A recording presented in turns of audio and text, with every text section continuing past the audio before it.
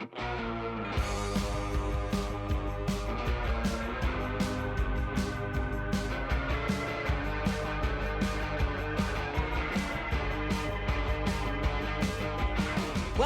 to the Fergus Falls Business Spotlight Podcast, the show that takes a deep dive into local businesses and the individuals that run our community.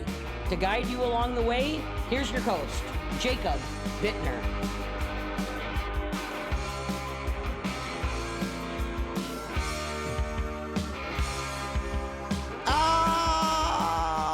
Welcome in. You know, at any time you hear that intro from here forward, it may be the last time you hear it. That I've got a rebranding going on with the show right now. So we're moving from Fergus Falls Business Spotlight to just Fergus Spotlight.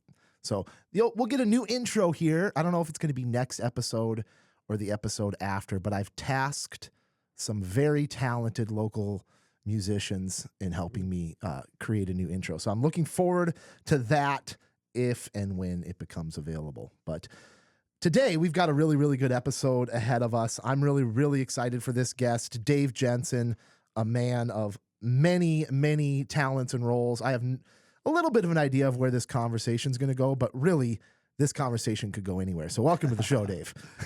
Hey, great to be here, Jacob. It's an honor. Yeah. You spent a little bit of time here in the radio station.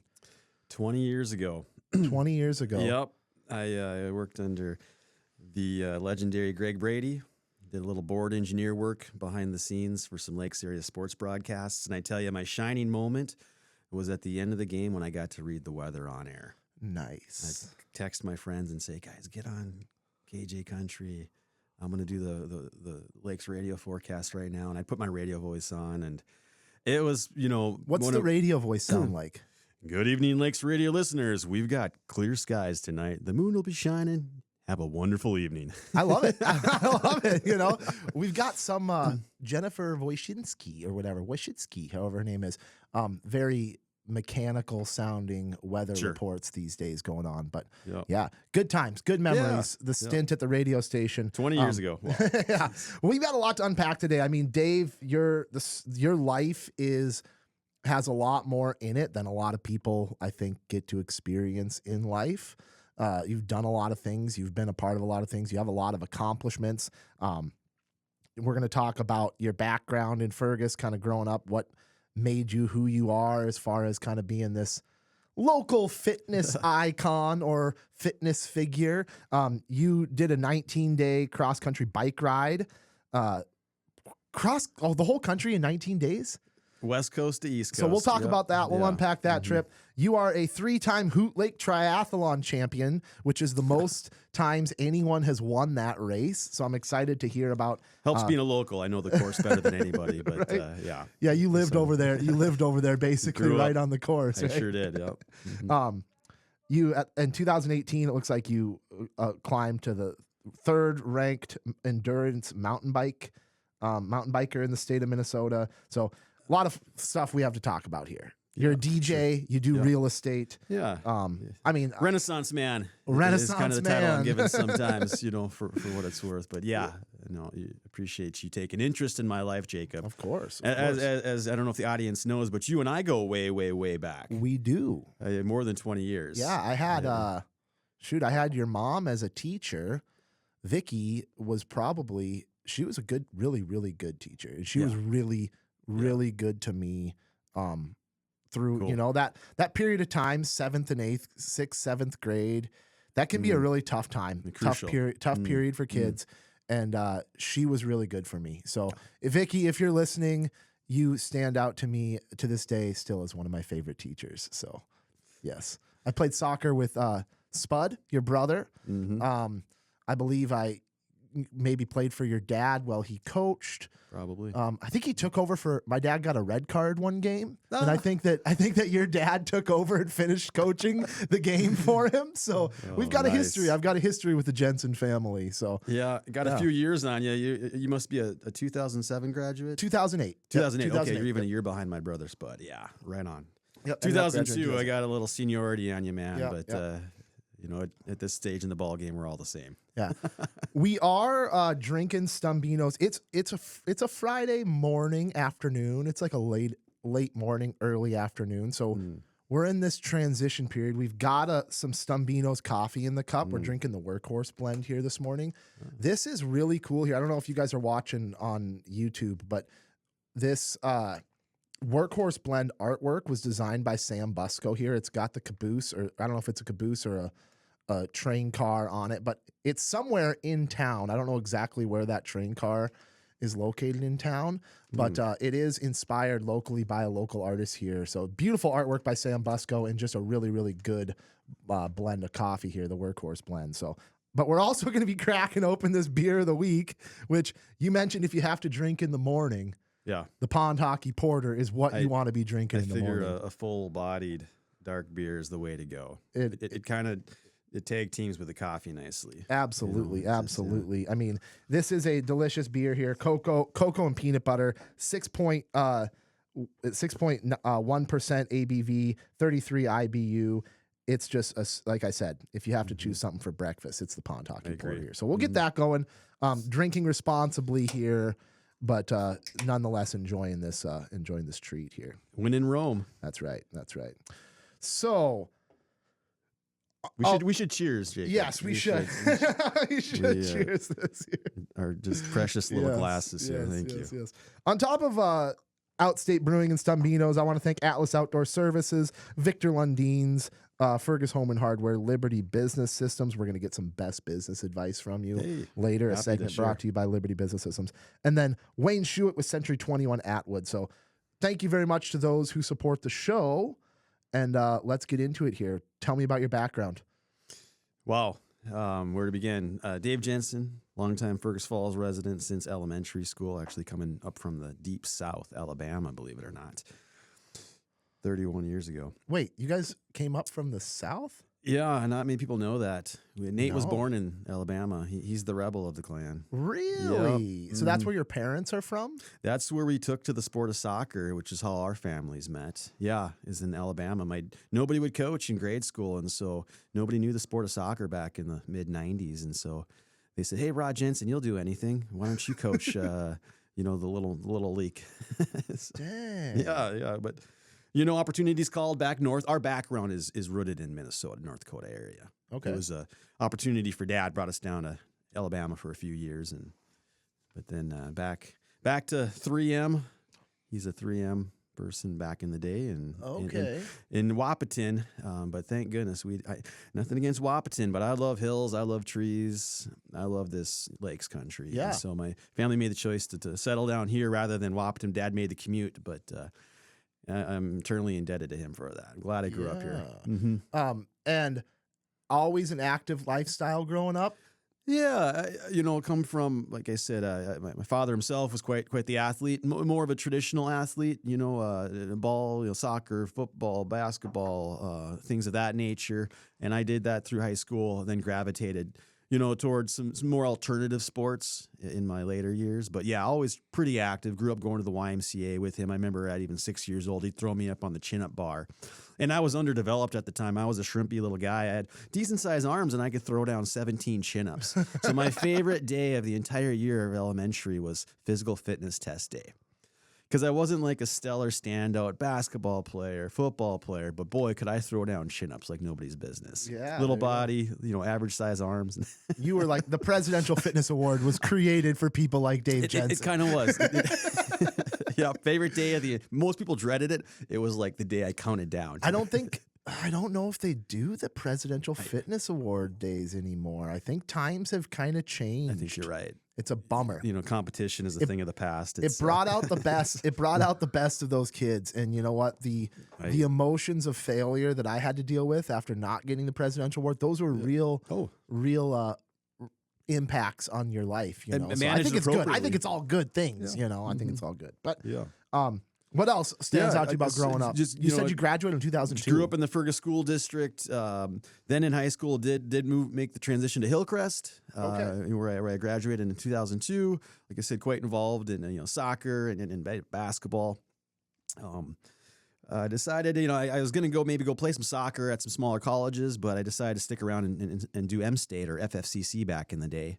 And of course, I wasn't college level basketball or any of the sports they offered. So I kind of settled into just my own activity regime of, weightlifting, running, and kind of discovered, hey, got a little knack for running. I can run a little longer than the average Joe. I can keep going past a mile, 2 miles, 3 miles.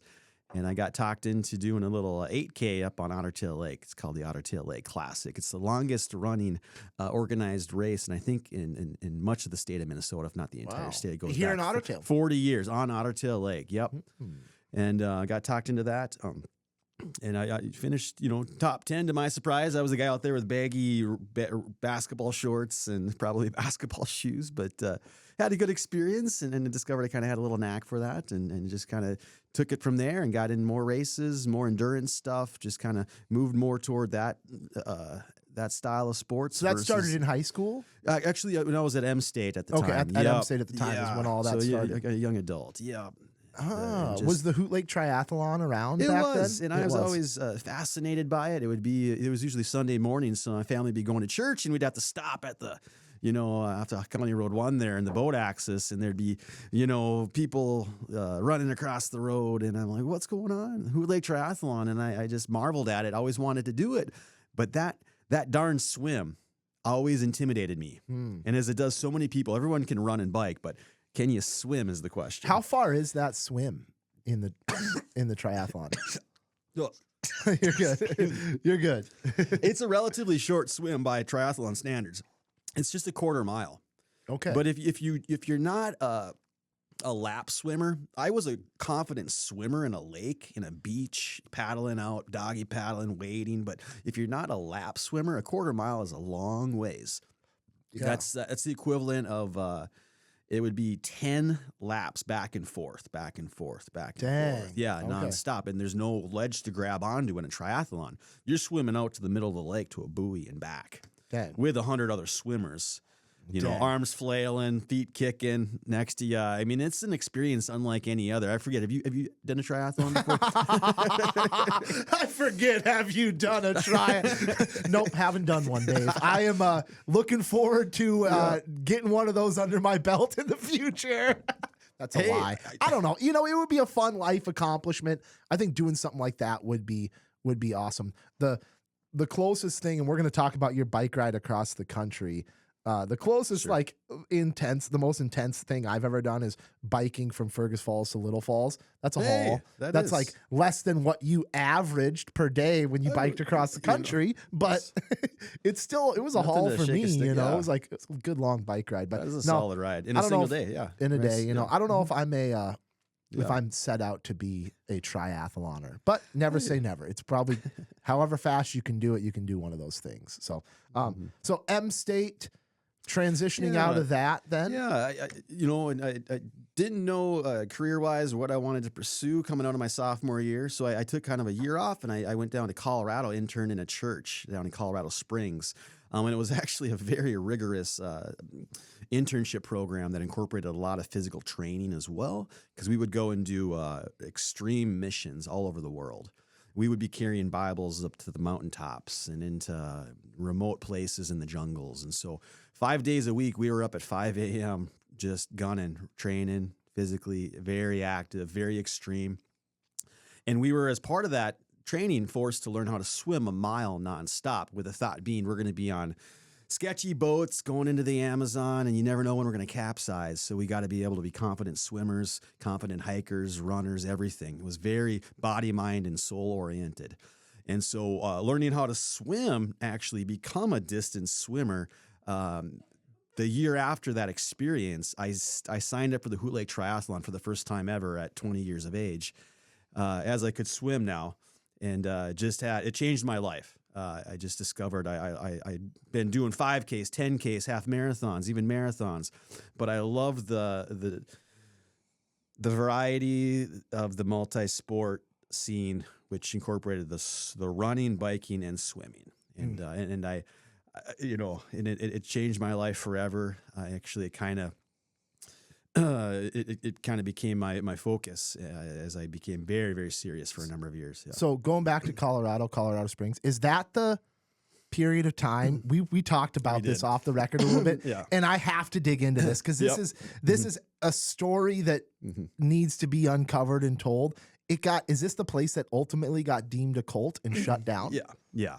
It was too extreme. It was too extreme. Yeah. The foundation was solid. It was just taken to measures to levels that no human should be essentially put through.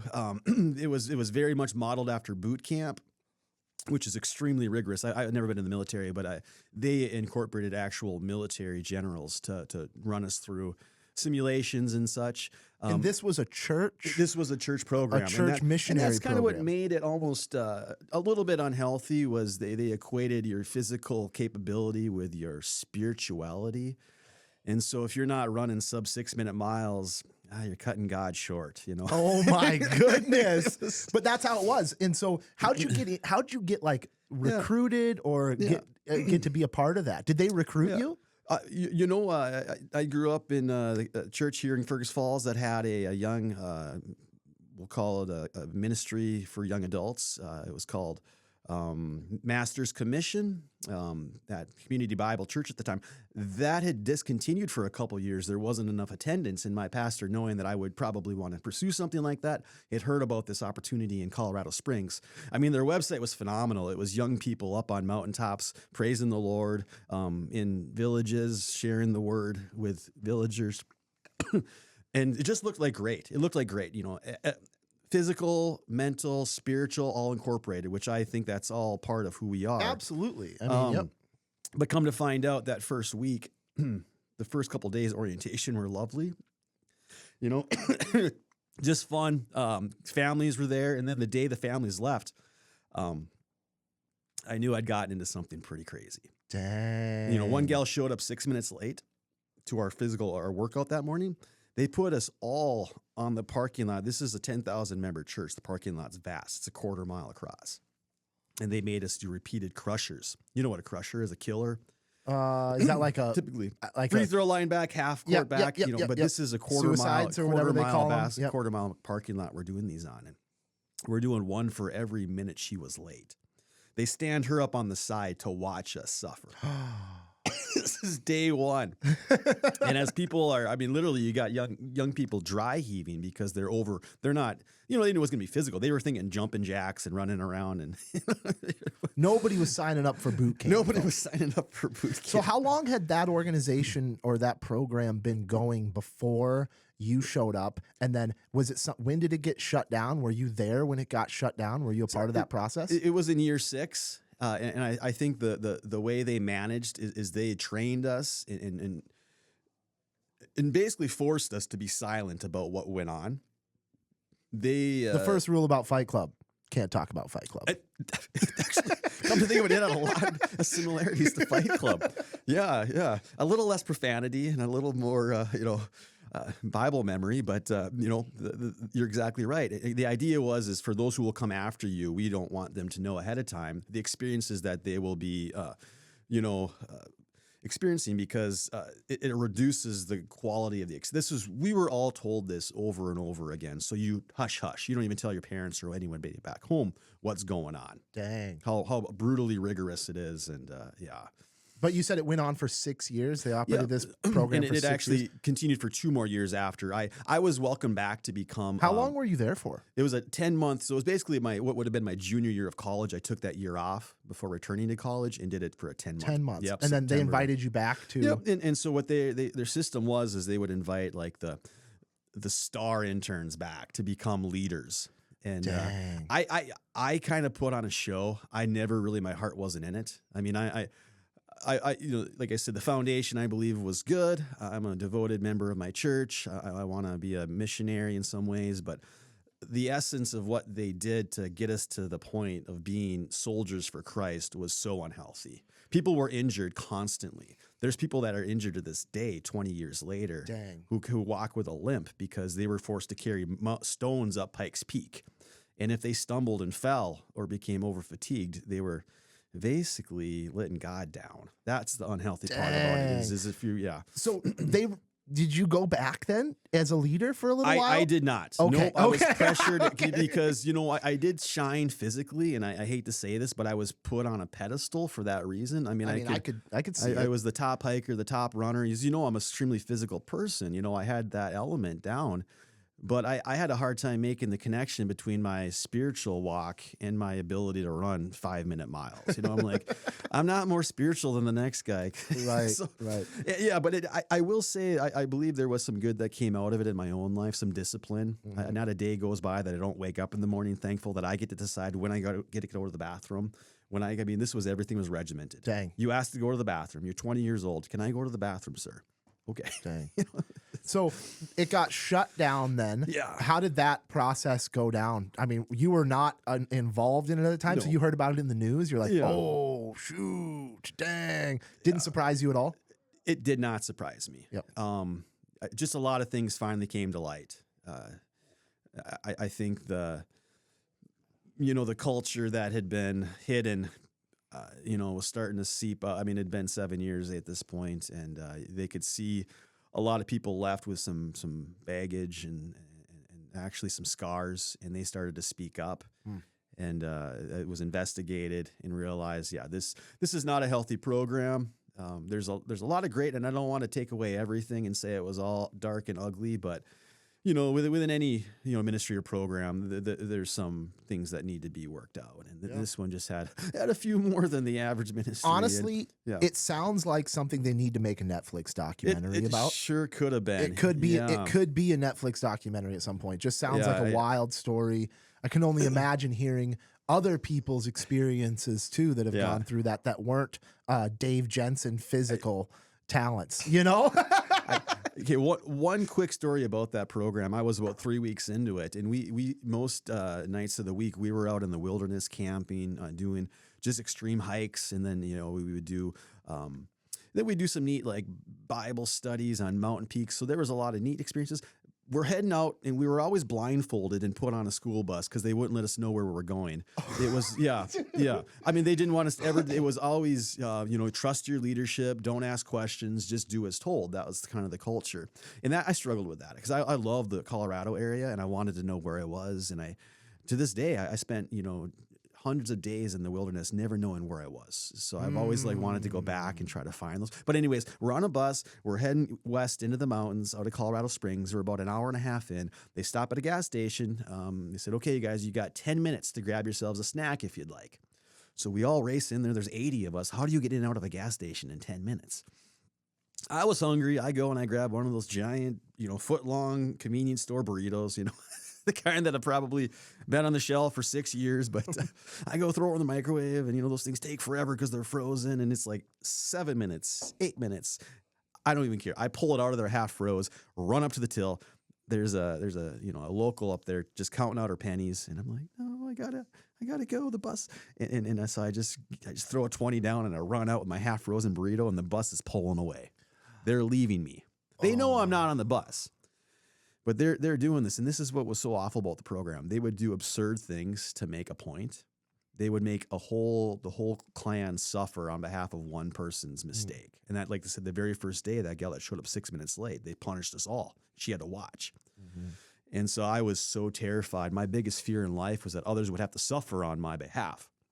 I see a semi-truck pulling out, going about the same. I'm like, I'll show them. I know they're going to drive them down 30 miles. They're going to turn around and drive all the way back and just say, look at how irresponsible you were. Everybody's now an hour of wasted life because of you. I'm like, I'm going to be right there behind them in the semi. I jump in with a semi-truck driver. I plead with him, can you please follow that school bus? You're going in the same direction. He lets me in. We start following the school bus. We go into the deep part of the western range there in Colorado, and suddenly we can't keep up with the bus anymore because he's got quite a load, and we lose sight of it, and guy's like, I'm so sorry. I just don't know if we're going to stay on the same route forever. I got to drop you off. So he drops me off in this little tiny, it's not even a town. It's like an intersection with maybe like a gas station where nobody spoke English and a couple just little homes. And so I just go in.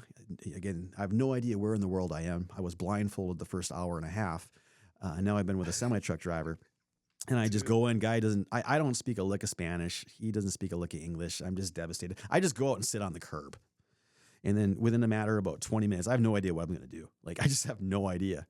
The actual director of the program, who was following in his own personal car, was going to be coming a little bit after the bus, rolls in. And this was the most painful moment of probably my entire life, because I had been put on a little bit of a pedestal because I was an extreme athlete at the time. And he basically prioritized those who were extremely fit. And he looked down at me, this guy who had kind of taken me under his shoulder and like made me his favorite intern, says, "I am so disappointed in you, Dave Jensen. Wait here, the bus will be back." And so, and this was a guy. Did he go to jail? No. No. Was I think put on a list to never be able to be allowed to do ministry again in the state of Colorado. Okay, but nobody went to jail over any of this stuff. As far as I know, no. Okay. No, anyways, just to wrap things up, I sit there. I'm like, okay, the bus does come back, and I get on, and the one of the leaders in the front says, "Nobody can speak to Dave Jensen," and so I'm forced to just kind of do the walk of shame to the back of the bus, head held long, but I can just see out of the corner of my eye, all these people's eyes are just like in shock, Like, I didn't understand what's the shock factor here. I just made a small mistake, not that big a deal. We go another 2 hours into our campsite, which actually ended up being a really cool place. It's the sand dunes of Colorado. Oh, yeah. But so we set up camp, and then, and they lay out the campsite, guys over here, girls over here, and Dave Jensen, you're going to come talk to us. They said, "You want to know why everyone's eyes were in shock? They thought you had ran those 13 miles to the gas station in 55 minutes." They didn't know I jumped in with a semi. So everyone thought I had just run like 430 miles for 13 miles to get to So that's great. Yeah. That's and I leveled with him like, "No, I jumped in with a semi truck driver." You should have played that one off. You should have played that one off. I'd have been a legend. Yeah. I was very close to the Lord when I was running to that gas station. I was literally walking on air. It was like dang. Well, that's crazy. I'm glad we got to dive into that and uncover that, because I wanted to do that. But let's talk a little bit more about that then. So that would have been 2000, like mid 2004. Yeah. Okay, mid 2000s. Fill in between, I guess, what happened after Colorado, and then the next point here is this 2010 cross country cycling trip. But between 2004 and 2010, what was happening with life there? Yeah, I decided, I can swim now through this program. Got to do the Hoot Lake Triathlon. Right. I bought my first real road bike, actually right there in Denver, before moving back to Fergus Falls. I was 90% runner, 10% biker, and a mediocre swimmer at best, but I could at least swim the distance. Jumped into the Hoot Lake Triathlon, had a great experience. It was far from top 10. I think I was, maybe top 20, but it was still gratifying and just a great experience. I love this. And so I started to train, do other races around the state, went from 20th to 15th to 12th to 10th to 8th to 4th. I still remember my podium, top 3, it was such a gratifying experience. And over the course of time, I went from being just kind of a shining runner to I started to love biking more and more and more, and realized, man, you can travel further, you can see more territory, you can, there's just more exhilarating experiences biking to me than running was. So I became more of a biker as time went on. And then finally, after 3 years of competing in triathlons, was never quite getting the top spot. I was always like third, second, third. There's always one like guy from the cities that was coming up and beating me, or somebody out of state, until I remember in like 2016, I won the Hoot Lake Triathlon for the first time ever. And it was just such a cool experience, because I'd been working so hard at it. I'd done it 4 years at that point, and I'd done probably 20 other races, trained like crazy, loved the sport. And just to get that like reward of honestly getting that like blue ribbon was just the coolest thing ever. Yeah. I'm not a big like show off, but it was just kind of gratifying for the time put in. It's finally paying off. And what was really neat about that is like, it just shows like how powerful our mind is because after I won that race, I didn't really change a whole lot about my training, but I just suddenly, every single race I did in West Central Minnesota, I was always the top guy. You just believed you could win Yeah, at it that just point. was bizarre. I mean, I just didn't change anything else. My times got a little bit better in the race themselves, but when it came down to that home stretch, like I knew I'm the guy that's going to be first across the line. And so, I mean, the mind is an amazing thing. And I think that's what then enabled me to just pursue cycling more seriously every year. I did, after that year in Colorado, I did do 2 years in Northwestern College down in Minneapolis, or St. Paul area. Ran on the cross country team there, and I qualified for nationals. Really neat experience. Go out to Cedarville, Ohio, run with the nationals group, and That was cross country running? yeah, cross country. Yeah, it was 8K, on golf courses and things. Okay. So neat experience, and that just kind of affirmed, hey, maybe you're cut out for this endurance sport lifestyle. And so I got really so serious that come graduation from college, I literally put on hold diving into my career right away. I was training for a national championship triathlon in Lake Tahoe, Nevada. And so I just kind of continued to work I was a server at Red Robin down there in the Minneapolis area. So I just trained all the time, and I did races and qualified end of the summer, September, going to go out, do this last hurrah. I went and I bought my little minivan, load my bike up, say bye to my mom and family, and okay, I'm going to go do this race, my last hurrah, and then I'll settle into my true work life, I get heading out, I end up in Vegas, going to do a training ride. I end up crashing and ended up in the ER a week before the race. Dang. Yeah, I ended up with 100 stitches in my left side. I severed my abdominal wall. It was just a really, really nasty situation, and I couldn't even walk for the next 7 days. So obviously couldn't do the race. I'd spent the entire summer training to do that championship race, so I was devastated. Yeah. But in that experience, it wasn't just wanting to jump in the car and drive back home. I'm like, there's something out here on the West Coast for me. I just sensed in my heart, there's something here for me. And so I'd never really seen the West Coast, the ocean itself, the Pacific. And so I went to San Diego.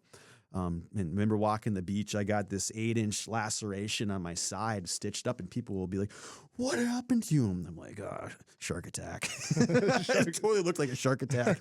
Yeah, so I love telling people that.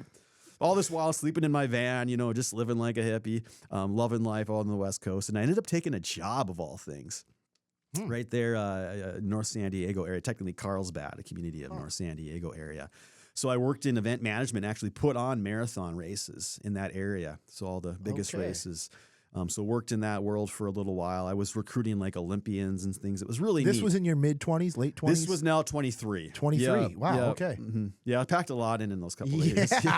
Yeah. But so neat experience. But then if you remember, 2007, 2008, the economy was just tanking, just especially in Southern California.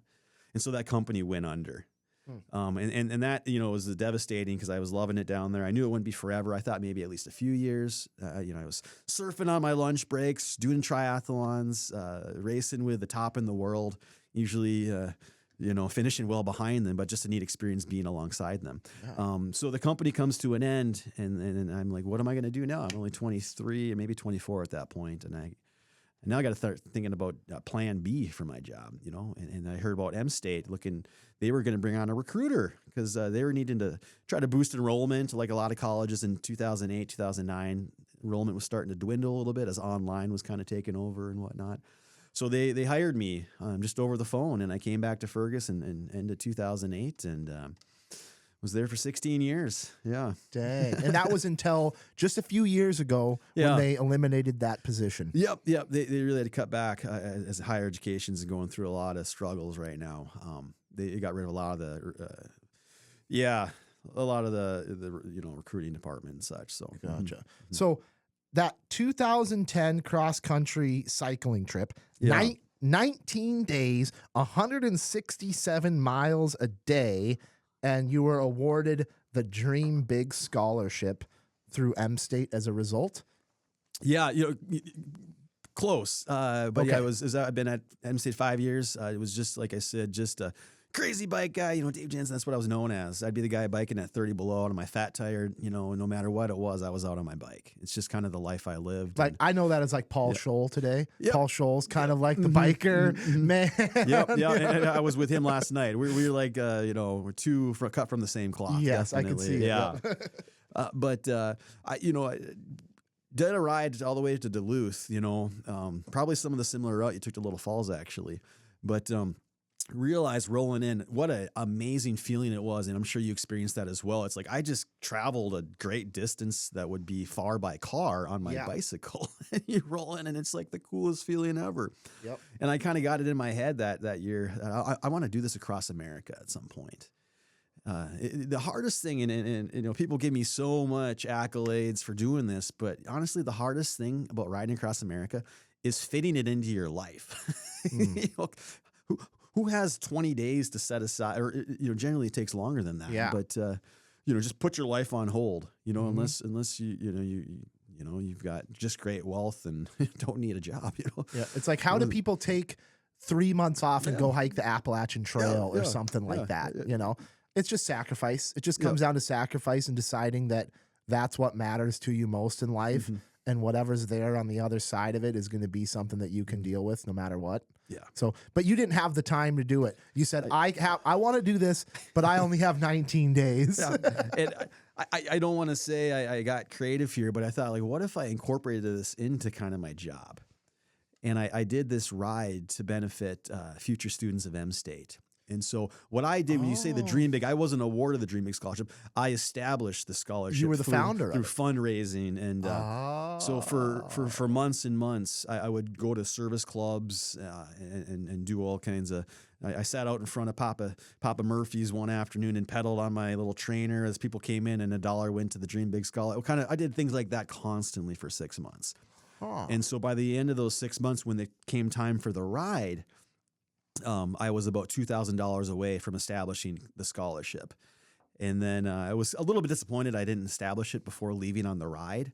But it actually ended up a blessing, because day 4, day 5, if you're going to do a long distance event like that, are the hardest days. You put about 400, 500 miles on. That seat feels like spikes. Your muscles are tired. You haven't settled into the routine of it yet. It's still shocking to your body. And I was literally like on the verge of just like, I don't know if I can do this. But I got the call from the foundation director, and she said, congratulations, the Dream Big Scholarship is forevermore going to help students at M-State. And I got that call when I needed it most. So basically it goes into an endowment, and the money raised is forever gifted to one student as the Dream Big Scholarship. Every year. Every year, yep. So that's still going on today. Yep. In fact, just last week I got to go and help award it to this year's recipient. So it's just one of the most special days of the year for me. That's awesome, man. Yeah, that's really cool. That's really cool. Yep. I didn't understand that part. I thought that you did it for a scholarship, but you did. You did it to create a scholarship. Exactly. Wow. So do they award that Dream Big Scholarship to kids who do ridiculous things like that then? Is that kind of the premise of the scholarship? Yes and no. Yes. It's geared towards someone who dreams big. But that's not just crazy physical exploits. It's like, for instance, the current one, a single mom who's going back to school to try to make a better life for her children. She's dreaming big. Huh. And, I just get the chills just thinking, thinking about just how special that is. Yeah. And so it is geared, like I said, toward actually things a lot of times more meaningful than just cycling across the country. Although to me, that was very special. That was one of my dreams. And so to be able to fulfill that was one of the most rewarding experiences of my life. And then just to be able to help others fulfill their own dreams. Is that a set monetary amount every year? Does that scholarship change? No, it's a little bit. It kind of follows interest rates a little. It's a stock market thing, so that's how a lot of scholarships work. Say someone raised $30,000, that doesn't mean $30,000 is given the next year. No, it goes into the interest off of that would be $800. So every student gets $800 every single year. So it's cool. Okay. The money never goes away. It's building money. Okay, and that was one of the driving forces behind my speeches at clubs and things. I'm like, hey, if you want to gift in such a way that it'll forever last, this is a kind of a cool way to do it. Interesting. If we collaborate our money to a certain dollar point, at the time it was $25,000, it'll live on forever. Gotcha. So the 2010 cross country, where does that fall into your mountain biking career? It looks like by 2018, you rose to the rank of 3rd in the state of Minnesota in ultra endurance mountain biking. So how does all that timeline come into place? Getting back to, my... Because you won the Hoot Lake Triathlon for the first time in 2016. Yep. So this is really 2016 to 2018 was like your peak or prime. Yeah, 28. Yep. And in those couple of years, though, I just not that you're not still at your prime, Dave. I don't mean to take anything away from you. We'll go do some sprints after the show here. Right. No, I'm not a sprinter, but really, I transitioned over the time of life where I was like a big time runner. I guess running cross country for Northwestern College. Then I discovered biking. Then biking took over as I still ran. I was a triathlon guy. I would do triathlons like extremely crazy, travel the world, and then I started to get into some off-road stuff, and this is very interesting. And I got to commend our community. As small as it is, in 2017, 2018, we did bring in our own mountain bike trail out there at Ferber Park. Yeah, let's talk about Ferber Park for a second, because that's actually one of the things that wasn't on my sheet, and I'm really glad you brought it up, because were you a part of that, establishing that as well? I was part of the initial crew. It was like myself, Dave Sanderson, a big bike advocate for Pedal Fergus Falls in town, and then another great guy involved with Central Lake Cycles, Eric Ewan. He had the heavy duty equipment, so it was really the three of us that kind of spearheaded it, and they allowed me to go out and kind of walk. They trusted me. I was kind of the most serious biker, and Eric Ewan drove his giant, I don't know how to describe it other than like a lawnmower on steroids. I mean, it would cut like 3-inch thick trees. So I walked the initial route of Ferber Park. It used to be just a 1 mile loop, and we had great hopes and aspirations for that place, and I think it is utilized. It's underutilized, but for me, it was amazing to have a place in my own hometown that I could go and train. Is there much vertical out there? Surprisingly, for how small the loop is, there is quite a bit of incline, and you're either always generally going up or down. I mean, it's and they've been adding. I know I talked to. I was talking to, it might have been Charlie or Dan Revering, about they hauled some clay out there for the berms or the corners, and so this really has taken on community support and love from the community, and I'm a big advocate for trying to get that Central Lakes Trail connected into Fergus. I know that's that's a project that I think is very important to the city. Promoting Ferber Park, I think a lot of people don't like the fact that you can't drive back there to the bottom of it. Recently, they've begun to allow that, in fact. Oh, they have? Yeah, okay. Yep. So I think they have signage that does permit it. But you're right. Initially, they just hope people would just park on the highway off of 111 there in the parking lot and then ride that whatever half mile along just that rustic road. Gotcha. But they've maybe done some upgrades where they are permitting that now. So that Ferber Park establishment, starting the Hoot Lake Triathlons, the bike across the country, everything was kind of leading up to this career in endurance mountain biking. Yeah, it really was. It is definitely even more than Hoot Lake Triathlon is a tremendous honor. But still, it's a relatively smaller town race. Great. I don't mean to take anything away from it, but when I got into the Minnesota Mountain Bike Series, it's based out of the Minneapolis area. That brings on a whole nother world of riders. We go from a 12,000 person city to a million metro.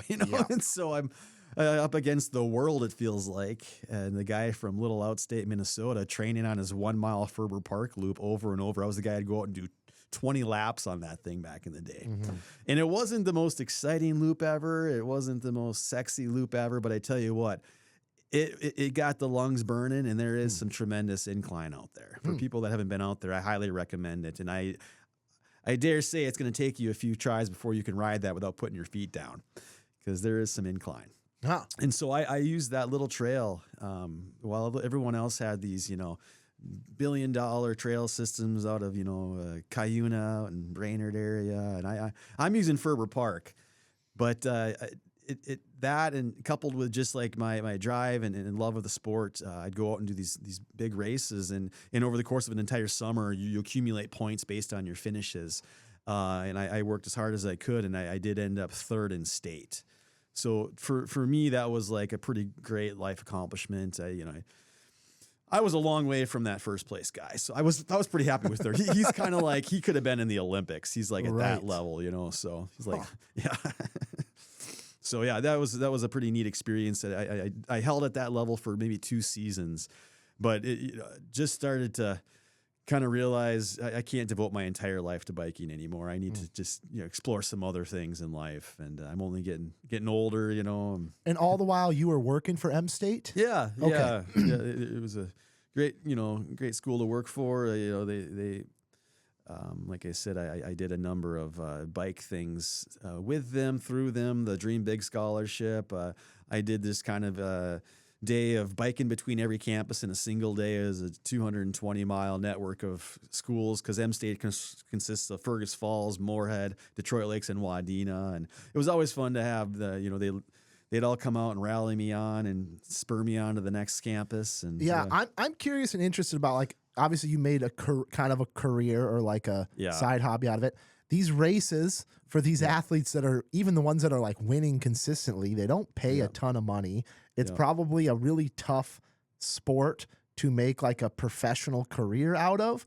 How many, do people do it? People are professional runners or professional endurance athletes, and that's all they do. You've got to be the top of the world to get recognition in that sport, right? Yeah, well, I'd say just like in any professional athletic career, it's the 0.001% that can make a living out of it. And no, it was very non-monetary based for me. I put more money in than I gained. Yeah, there was some prize purses here and there, but what it enables you to do is I was, when Fatty Natties was looking to bring on spin classes back, in 2017.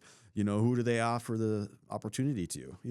Me, because I was a serious biker. And so it opened up other doors that were somewhat, financially beneficial. It was awesome opportunities to do some things. But the racing in itself, no, I was never that good to get true money out of the deal.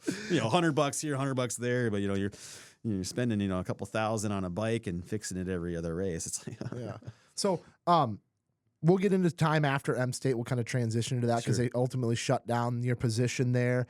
You have a real estate license. You do some DJ work. You do some fitness coaching or something. I don't know how you're involved. We'll get into that. But the years you won the Hoot Lake Triathlon, you said 2016. What were the other 2 years? Yeah. It was 2 years in a row, 2016, 17. And then I think I did miss a year. I had a rival. He was out of Indianapolis, and I think he had family on Otter Tail Lake, and he'd always time it around the Hoot Lake Triathlon. And he was a kind of a heavy hitter. He'd come up, and we had a rivalry, and I'd beat him.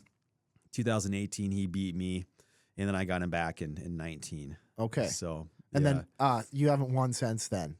And then I was just so fully invested in mountain biking. Yep. And these years might be a little off. So if this timeline doesn't add up exactly, did you compete? Did you compete this last year in the Hoot Lake Triathlon? I did not. You no. did not. And I'm a little sad to say this, but like a lot of people who were at the top of their game in years past, it's tough just to go out and just give it your best shot. You feel like you got to get back in at that level. Like you got to hunker down and just completely become super uber competitive. But I could have gone out and had a great day. Had a lot you could of have fun gone and done like a casual race, but like your competitive nature, if you're going to sign up for that, you want to win it. You want to win. Not even win it, but know that I can be at my best. Yep. I was never hung up on winning. If I knew that I threw down as well as I possibly could have any given morning, that was the best prize for me. So who are the big hitters? Obviously, the two I know that I would say like are probably the most athletic. I think Quentin Olschmidt is probably like the one local guy right now that I look at and just like, dang, this guy is just a beast. I know he didn't win the Hoot Lake Triathlon. I don't know who did this year. So this is kind of funny because when I was at my peak, there was a couple of young bucks that were just, dabbling in it. These are guys out of Fargo Moorhead, and I think, Perm, but you got a guy named Brandon Scheel. He was a young little 16-year-old, and they looked up to me. You got this guy named Keegan Hurley. He's a part of the legendary Hurley swim family. He got into multi-sport and even became professional for a number of years.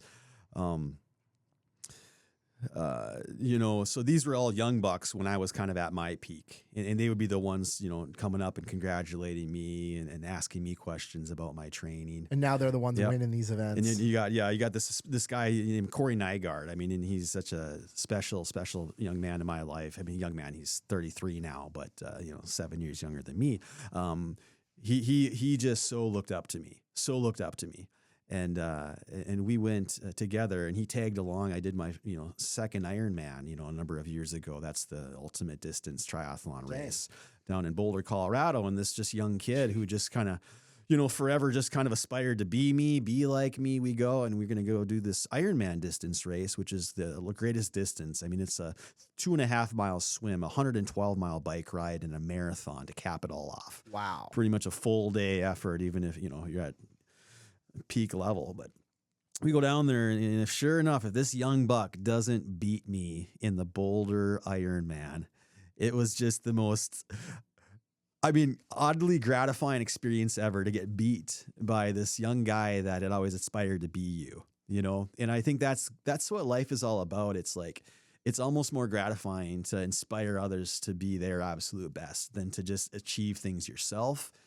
And I've seen that with some young athletes, and I'm very, very happy. Those are my proudest when I look back at my life. Yeah, the blue ribbons and the podiums and then the accolades and the recognition was fun, but the handful of young racers that I was able to inspire and help develop a little bit, that to me, when all is said and done, is the most gratifying experience. I love it. That's awesome, man. That's awesome. So talk about this transition. When did you start?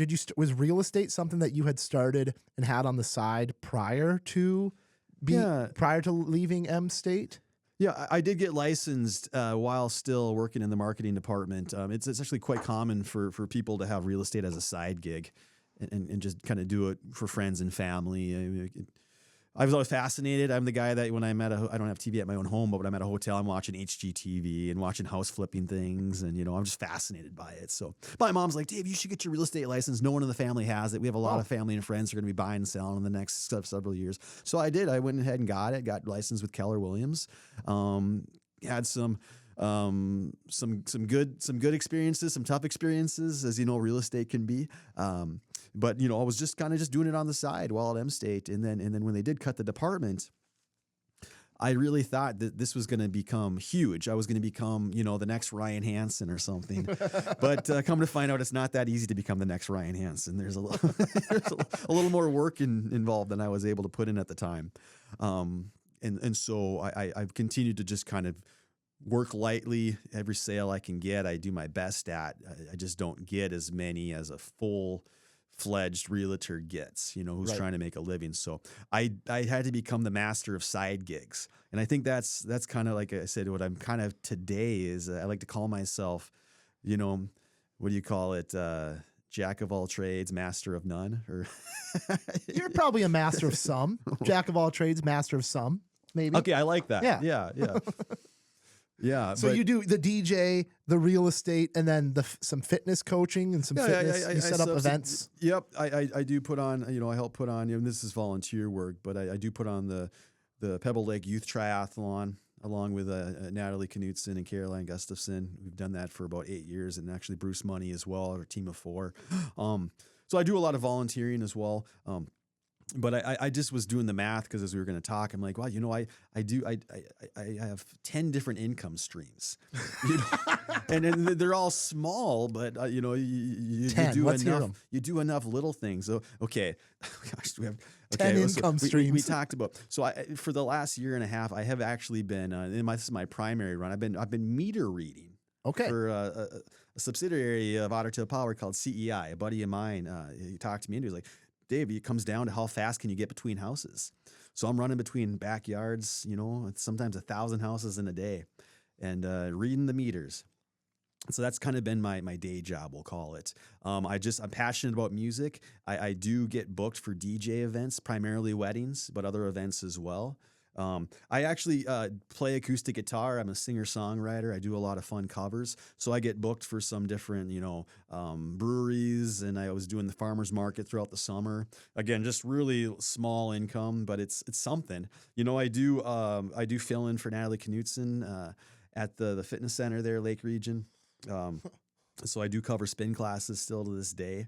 My role of the M-State was largely videography in the marketing department. And so I've been called upon by the Center for the Arts to just shoot some videography for them. So I do a little bit of videography. I am a little bit of a property manager. I happen to own a couple of properties, and I have to upkeep those, almost on a daily basis. There's always a leaky faucet or a squeaky hinge or something, Yeah. Let's see. What are we up to? I don't know. I kept keeping track. Yeah. I should have written these down because I'm going to think of the other ones in the meantime. But all that to say is it's a kind of a neat world we live in today where it allows a person like me to earn income off of my hobbies, passions, and lifestyle. Certainly there's value in a 9 to 5, and I think probably that's the easiest way to live, especially if you got a family. But I'm a single guy; I can kind of fly by the seat of my pants, and so this kind of freelance lifestyle has been kind of exciting and kind of fun. They say the average millionaire has at least 7 forms of income. 7 forms is like the standard for an average millionaire. So maybe maybe you'll get there if you're not there. That's how you do it though. That's how you got to just grind. You got to go through a bunch of stuff. You got to have a bunch of different stuff. But you do have to be a master of one or some at some point. Yeah. And my hope was always that, and I still believe it will, the real estate will take off. I'm now partnering with a close buddy of mine, Jesse Shield with EXP. And I did recently make that switch from Keller Williams. Just because, Keller Williams kind of moved out of Fergus Falls, our office there across from Goodyear kind of went away. And so I decided to join forces with a longtime buddy of mine.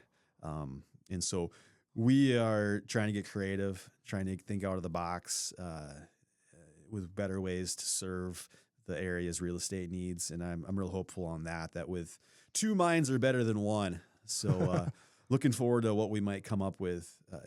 Nice. Well, let's get into some reflections and advice here. But let's just, first of all, biggest regret or surprise in your life or career? Oh boy. Biggest regret, biggest surprise, whatever you choose to go with that one. This is gonna sound weird because I've made it sound like my life is full of them, but my biggest regret is not taking more risks. I'm sure a lot of people would say that. I look at some of the people I admire most who are, and it's not all about money, but who are extremely wealthy. And I had the same exact opportunities they did to be at where they are now. There were countless trip ideas that I passed up because it was inconvenient. I would have had to, cancel things in the meantime and pack bags, and logistically I didn't take the opportunity, and I am regretful, and I don't know if I'll ever have some of those opportunities again. And to get really, really deep, and I don't want to completely count myself out just yet, but I look at, I got a brother and sister who've got just lovely families, and and I was always hesitant to kind of dive into family life, just not knowing if I quite had it in me to be a family man. But now at 40, I wonder has that ship sailed? Am I still cut out for that? I don't know. That's a huge risk, there have been a number of risks. I was very good at adventure risks, bomb down a mountainside, like you will on skis, I will on a bike. And, but a lot of times life risks, I'm really just cautious, almost too cautious about, and so I don't know if that makes any sense. That does. It does. That definitely makes sense. I mean, love will happen when it needs to happen though, and I'm a firm believer that we've kind of been, again, this is a little cynical of me being a single guy in his mid-30s, but I'm a believer that the cliches or like there's someone out there for everyone narrative that we've been told our whole lives. Like, I'm not sure if there's a ton of truth or solace in that. I think that ultimately life can go any direction for any individual. And just like anything, if you're going to have that in your life, if you're going to have a relationship, if you're going to have a family, that will be the hardest thing you do in your life. I believe that if there's anything that I believe from the people who say they have that, I believe that it's a lot of work. And I believe that the people who are single, us singles in our 30s and 40s, like especially, you don't get that like I think it's easier to maybe it's easier to fall in love when you're young or something. I don't know how that works, but logistically, definitely. Yeah. There's less responsibilities, Psychologically, there's got to be some psychology to it too, because you're less guarded. Yeah. You are less weathered in life, Sure. There's So I think that there's something to that. It'd be worth a conversation with somebody who was like a dating coach or someone to talk about like singleness, but we won't go any deeper than that. Best business advice though. This is a segment brought to you by Liberty Business Systems. If Dave doesn't give you the advice you need, get a hold of Liberty Business Systems. They'll help you out. Best business advice, and I apologize. I bet you sent these to me ahead of time, and I I usually don't though. I usually let people come up with it off the top because sometimes I get the best content that way. Sometimes I don't get any content, but you've got some advice. You've been through a lot. I think the best business advice, particularly small business, is just network. Volunteer in the community, get involved in, go to the arts events, go out when there's free music at Spees Park, go out and join, praise gatherings on Friday nights at Hillcrest. Go out and participate in bike rodeos. And the more embedded a business leader, particularly business owner, can be, the more connections and avenues I think establish a reputation, a credibility, a relationship, most importantly, with the community. How can you develop a relationship with the community at large? And so when people think we need this service, this product, they're like, oh my goodness, John just the other day helped me, put air in my tire, and I just really invest in the community, and not the just obvious, ways, but sometimes the small behind the scene ways, just developing relationships with many people from just different circles, be it the faith community, the fitness community, the arts community.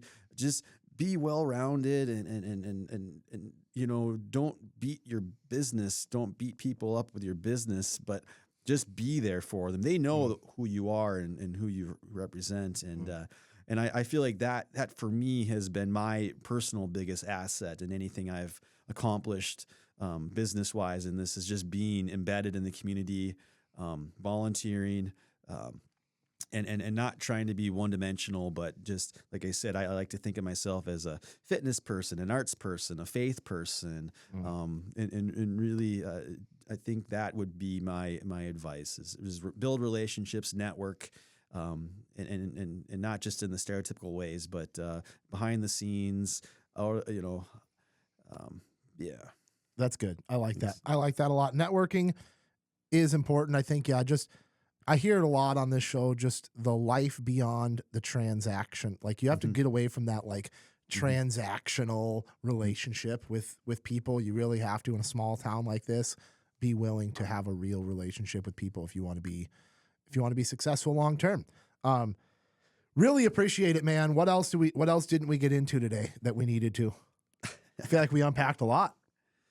Yeah. There's so much more there though, probably for Dave Jensen. No, I think that everyone has such fascinating stories and life experiences and things to offer, and sometimes you don't realize it till you have this open-ended discussion. I just, appreciate the opportunity to be here.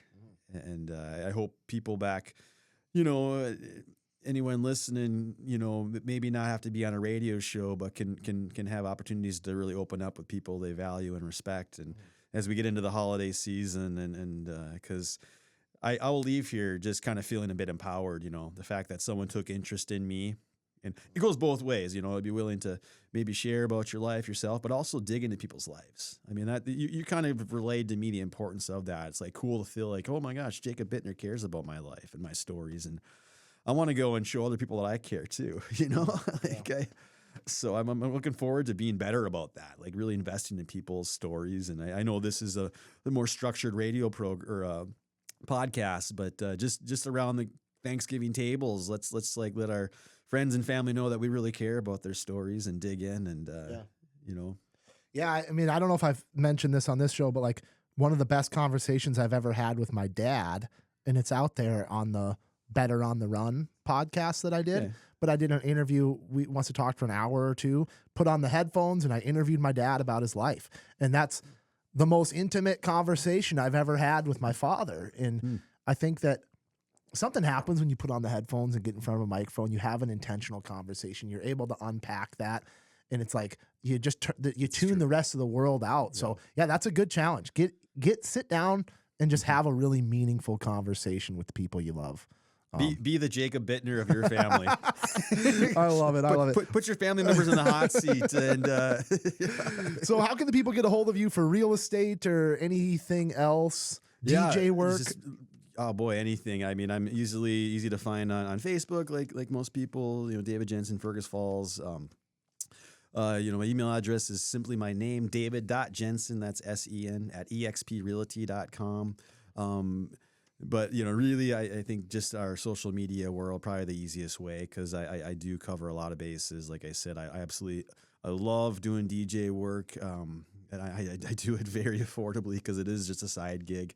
I got decent gear, but really, I just like you, Jacob. I love to get up and help people have a good time. I mean, it's just there's a few things more rewarding than helping an environment.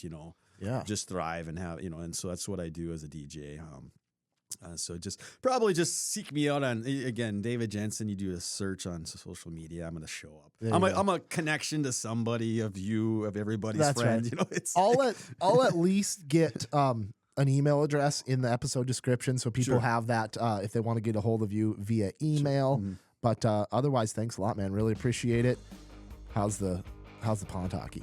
Oh man, it's hitting the spot. It's so good. It almost tastes like another. Right, yeah. What time is Outstate open for real? They're open now. They do coffee in the morning, beer too. Yeah, so that's right. Shout out Atlas Outdoor Services, Outstate Brewing, Stumbinos, Victor Lundeen's, Fergus Home and Hardware, Liberty Business Systems, and Wayne Schuett with Century 21 Atwood. So have a good day, everybody.